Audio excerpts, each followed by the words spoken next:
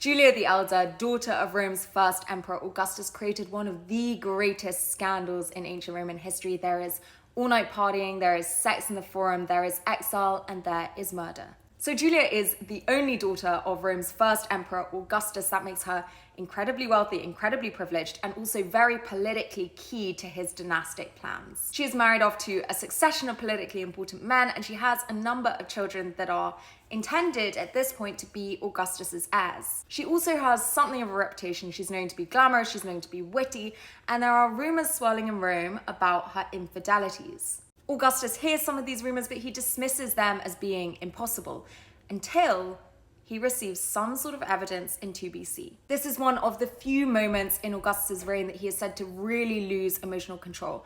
And he writes this letter to the Senate, which exposes all of Julia's alleged crimes in all of their lurid detail. He accuses her of having these all-night parties that end up in the forum, where she sleeps publicly with men, some of them total strangers.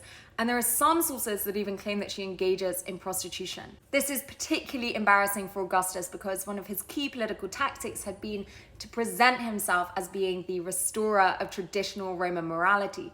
And in 18 BC, he'd actually introduced laws that had made adultery a public crime in Rome for the first time. And it was said that Julia had actually been having public adulterous sex on the very speaker's platform from which Augustus had propagated those laws. Augustus is utterly unforgiving. He banishes Julia along with a number of her alleged lovers.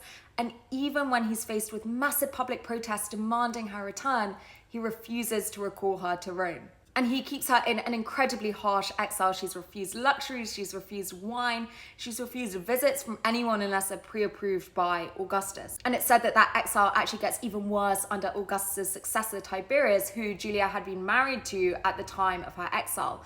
It's said that her ex-husband refuses her access even to food and that she starves to death.